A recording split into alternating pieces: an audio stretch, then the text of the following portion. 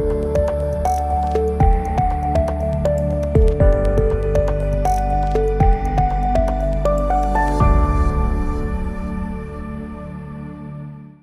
afternoon, everyone, and thank you very much for joining us for this session, Building the Cities of the Future, under the Dubai AI Week, which is just the right place, where opportunity meets execution and getting things done. Today, we are discussing a topic that is very timely and transformative at the same time. How can AI really play a central role in shaping the future of cities and urban livings? The world is faced by so many challenges, a lot of them concentrated in cities, where about 70% of the world is likely to be living in a few years from now. And we believe that AI can play a big role. But this isn't just a discussion about technology and AI, but also about how we can ensure that we build AI in an inclusive, impactful, citizen and human-centric way. It is my honor and pleasure to be joined today by two very distinguished panelists who bring a lot of experience and perspectives from different parts of the world. Let me start with Martin Yates, the Government Technology Advisor at Presight, a G42 company, with over 3 decades of experience across smart cities, government, and automotive industry. His distinguished career includes key roles such as the CTO at Injazat, the CCTO at Core42, and the Global CTO at Dell Technologies, where he played a crucial role in driving business growth and technology strategy in multinational environments. Notably, during his tenure at Dell Technologies since 2010, Martin led smart city and digital transformation initiatives in Singapore, contributing to its development as a global smart city leader. And we also have Kaustubh Dhavse, Joint Secretary and Officer on Special Duty to the Chief Minister of the Government of Maharashtra in India. In his role, Kaustubh is responsible for investment and FDI in the state. He also runs the Chief Minister's War Room, as we call it, a unit to monitor and drive key infrastructure and technology projects in the state. Prior to joining the government, Kaustubh had a successful stint in the corporate world, where he worked in companies such as Solectron, HP, and Frost & Sullivan. So let's get started. Let's start with something very simple. When you hear the term, the city of the future, let's time travel until 2030, 40 maybe. What comes to your mind? And maybe let's start with you, Kaustubh. Good afternoon. It's an absolute pleasure to be here, and thank you, Akram, for the introduction. And I think if there is something that is growing faster than any other index, it's urbanization. And as a country, India, and as a state, Maharashtra, we are the highly urbanized state. So we are moving at an extremely rapid pace, where we are seeing the rate of urbanization, seeing the rate of growth of services and manufacturing across the length and breadth of our state. Now, with the advent of immense opportunities comes a series of policy and other challenges that need to be addressed in order to construct what would you like to see as a livable, vibrant, sustainable, and responsive city. So I would say that in 2030, from an envisioning standpoint, cities have to have some of the most basic fundamentals. It has to have a very good livability index, and livability is a very complex topic we can spend hours understanding, but for me, from a very basic standpoint, is people should have the ability to move faster between the place of work to the place of home, and have enough time to contribute to the economy and also have a good life. Which means that speed of travel is essential, which means that the mode of transportation, sustainable modes of transportation are crucial. So that's the first pillar. The second pillar is that when you talk about services, in a vibrant city, the services have to be at a fingertip.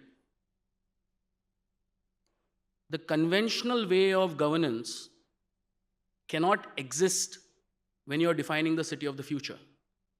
Because as technologies advance and as policy making takes a center place, you have to dovetail the entire services ecosystem for the citizens around convenience.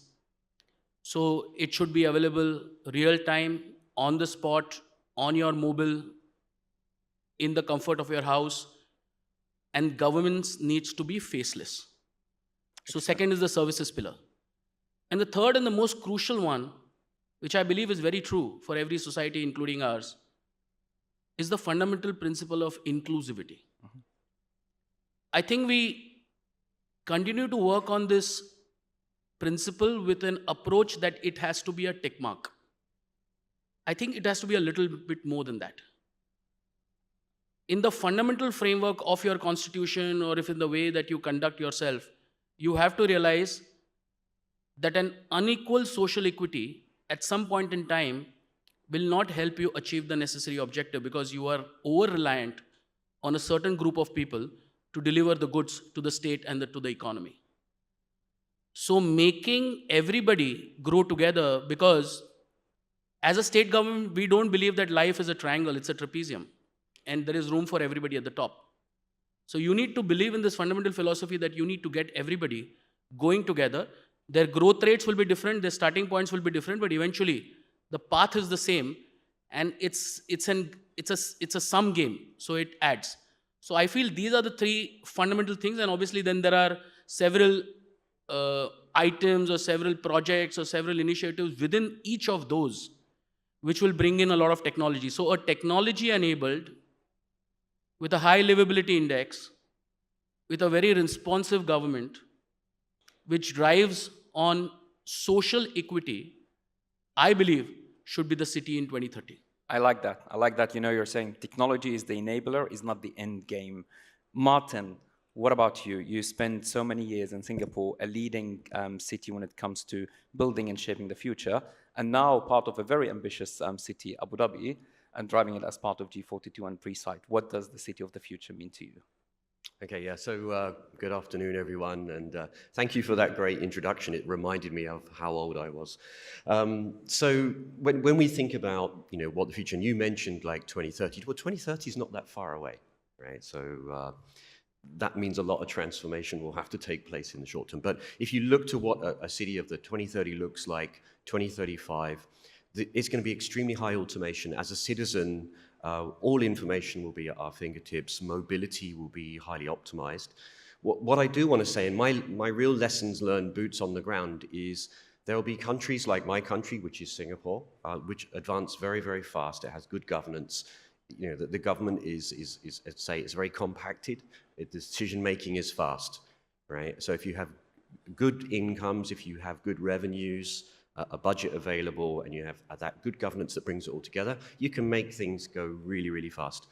My fear is for cities and countries themselves that don't necessarily have that same budget, doesn't have that same access. And that's really going to be the challenge in terms of, there'll be, on the maturity scale, when you look, you'll have, cities like Dubai, Abu Dhabi, Singapore, that are really out there right in front, tier 1++. Graded. But then you're going to have cities which are just really falling behind because they don't have that necessary budget or maybe perhaps political backing from their stakeholders to make it real. So, I've seen a huge difference as I've gone around the world between those people that will succeed and those that won't. Now, what I love about the artificial intelligence, and I've been particularly looking into education lately, is the fact that using AI, we can level the playing field to a certain degree. We can bring things faster to people, we can bring knowledge to people faster, and we can enable these technologies that we've just spoke to at a much more economic, sustainable way.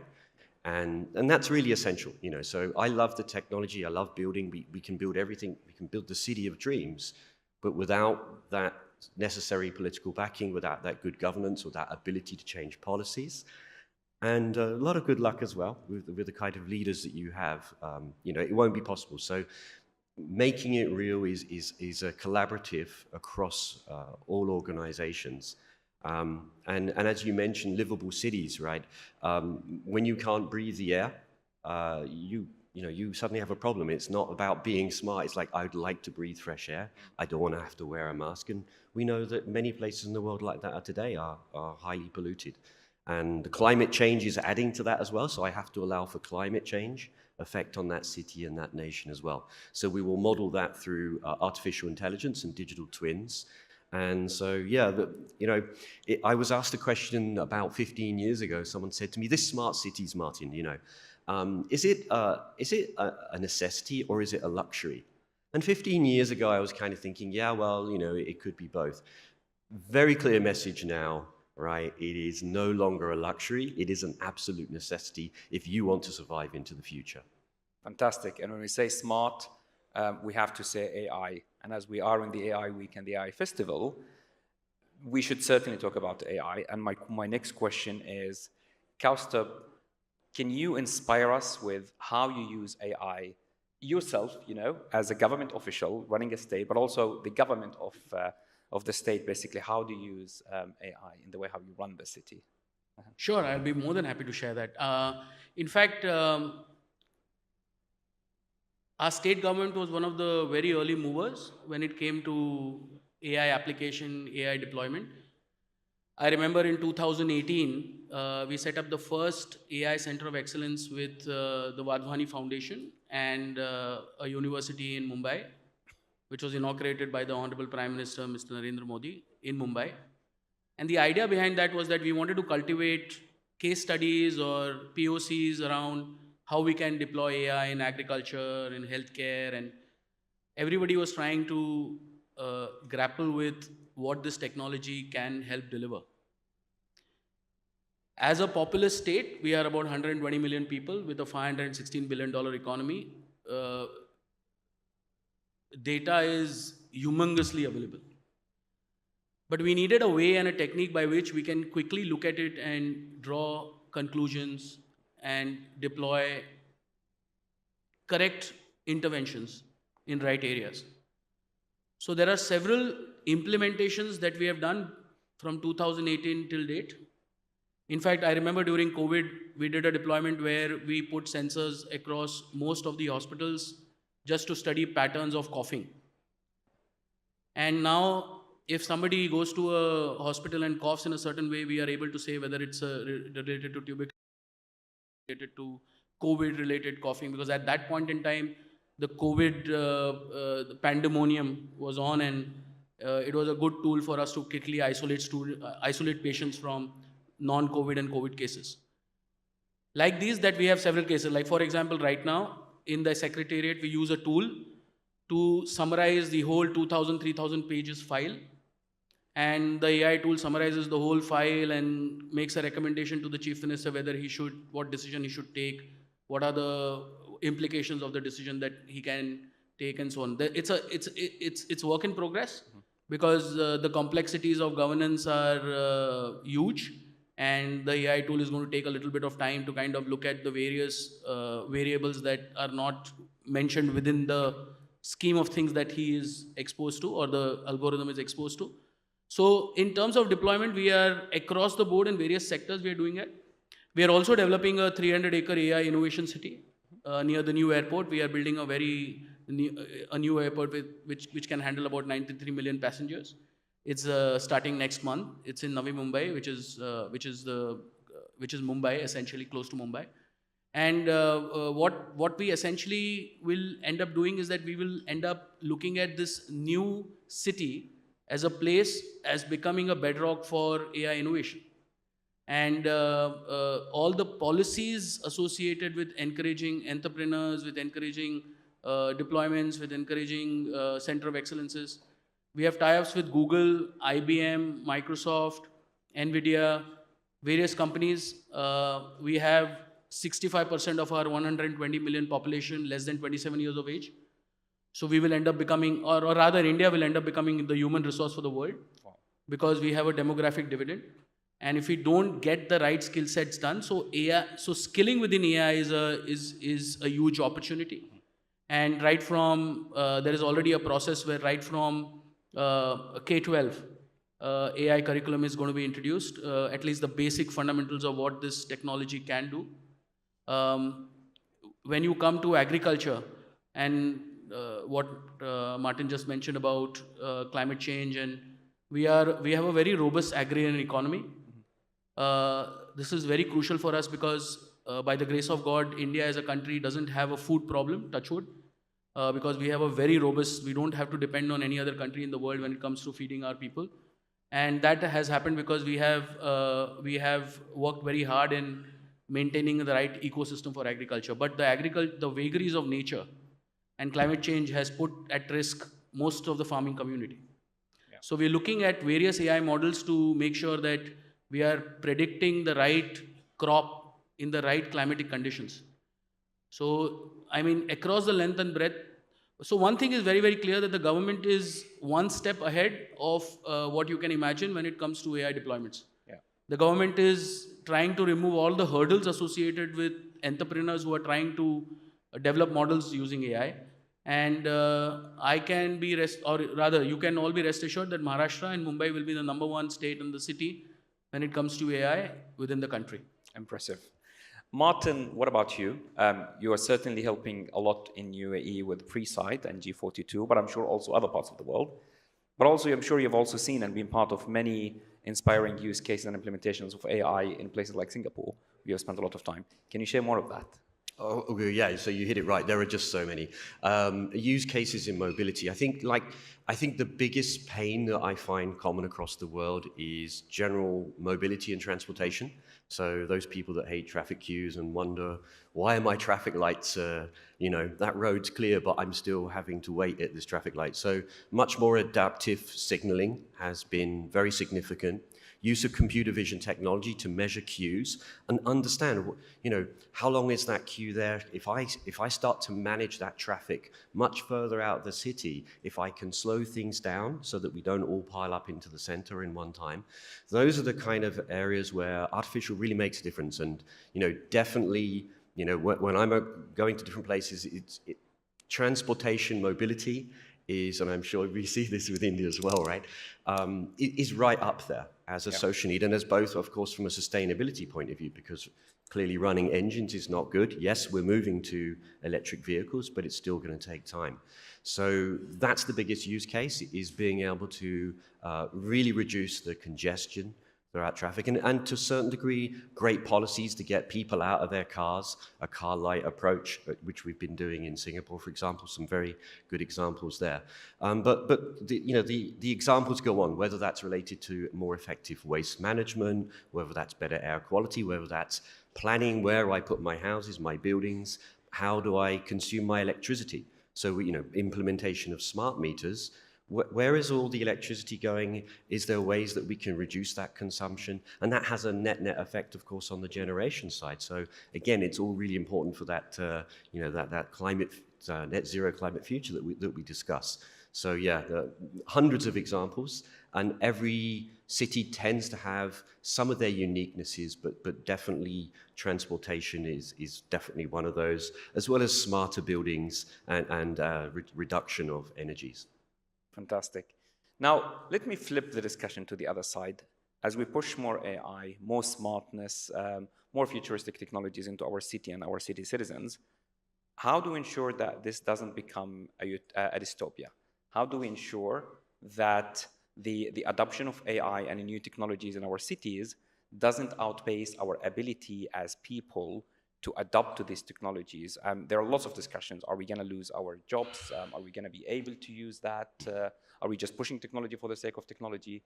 So how do we keep that balance, Kaustubh? Yeah, it's quite a profound question. I remember my 15-year-old son wrote a paper about 8 months ago. His paper was titled, "How AI and Excess Use of Technology is Changing Human Cognition." And I remember growing up, I had the ability to remember more than 150 phone numbers. I knew that once my father took me in the car from one point A to point B, I used to remember the path, and I knew that next time how to get there. And all that, the cognitive offloading using apps has already started. But does that really change the process of human evolution?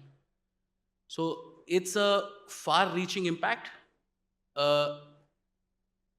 Because I am not an evolutionary biologist, I will not be able to very intelligently comment on that particular aspect. But I truly believe that the offloading of the key cognition that is happening is more related to uh, something that part of the brain that we can use a little bit better for a really higher level thing rather than mundane things. So I have a very different take on that aspect. But having said that, I think policymakers, and if there are policymakers in the room, we have a very profound challenge in front of us. And I think the challenge is going to be that how we are able to address the changes that are going to happen to industry, to sectors, to ecosystems, to jobs. How will we grapple with the various things that will go around due to the deep use of AI? Like an example, driverless cars. I mean, for my government or for India to take a call on the entry of driverless cars is very tough because we have more than 80 million people driving cars in India. And it's going to be a very big challenge for us to kind of adapt to that. It's going to be very difficult for an AI algorithm to drive a car in India. That's a different thing. But the fact of the matter is that these are very profound challenges. They don't have a yes no answer. It's a thinking process. And as Martin correctly said, that 2030 is not far off. So every single day there are changes that are happening in this ecosystem. As a policymaker, we will be confronted with these challenges. I think here is what we need to do. We need to keep our mind open. We don't need to necessarily over-regulate without fully understanding. You cannot use conventional methods of policy making that have been taught in business school, that have been taught in policy schools anywhere around the world. You cannot have a straight-jacketed approach that yes and no. You need to have a slightly more wider vision to be able to learn and understand what that particular person, entrepreneur, or an idea is trying to do and how it really deeply impacts the society at large. But I'll leave this thought with you that if you're a business, your job is to make profit, you're for profit. As a government, I am for welfare state. So my decisions are largely going to be based on how this is going to benefit people at large. And while if I take a decision for a business, I would see non-profitable companies are of no use to any government. You cannot employ, you cannot pay taxes. So please remain profitable. But the key for as far as government is concerned, that I need to look at every single intervention that happens and how does it impact my citizen largely. And I think I will focus on my job. Thank you very much. Martin, what's your take on this? At the end of the day, this is all going to be around citizen-centric architecture. It has to be built around people. And the fact that it has to be built around people is the challenge in itself, because everyone has to understand, what is AI going to bring to me? If you think today, 60% of business GDP of a city or a country is really related to people, labor costs, our salaries, right? And now AI is going to come along and look at a significant part of that labor and say, I'm going to fundamentally change the way we work. And some jobs will be changed, some will be lost, some will be created. So it's only how you choose to embrace that now. Be fully educated, be wide open to the opportunities in front of you. Those people that grab that opportunity now and understand that will ride with that wave and be very successful for their country and will build fantastic citizen-centric environments. Those that perhaps, unfortunately, delay a little bit, lag, they will fall behind quite quickly. And I think we've all seen this now across all industries. So that's really sort of, my sort of thoughts is really focus on understanding what this is going to change, build everything around your citizens, take care on the jobs, because AI will have an effect, but that can be a super effect as well and quite transformational for the future, whether that's in a city or whether that's in a country. Fantastic. My last closing question, with 1 minute each, please. If there is just one action that you would advise the city leader, the technologist, the policymaker to take in order to future-proof their city, what would that be? Kaustubh. Okay, brevity is a virtue. I would say that the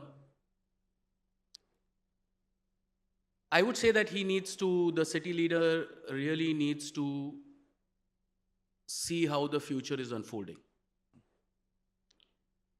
He needs to see what technologies can aid and assist from a governance standpoint, from a scale standpoint, especially for a country like ours, with 1.4 billion people, 120 million in my state. And what are the measures that a city leader can take to utilize them for the betterment of society at large? So his approach should be, first and foremost, the city leader should basically write behind him that I will say yes to all. I will not negate any idea. I will not be cynical about any idea. I will try and evaluate what the idea is, and I will try and see how I can incorporate that in the larger vision. So getting the right city leader is a democratic process, so people need to decide that. And that city leader has a profound responsibility of making sure that he puts the policies and principles in place to create the city of the future on the basis of something that I said earlier part of my dialogue, that it has to be sustainable, it has to be citizen-centric, it has to be futuristic, it has to be, all welcoming for technology. Technology is the enabler for scale governance, and speed of data and speed of travel are the two important constituents for the GDP. And that's my brief. Martin?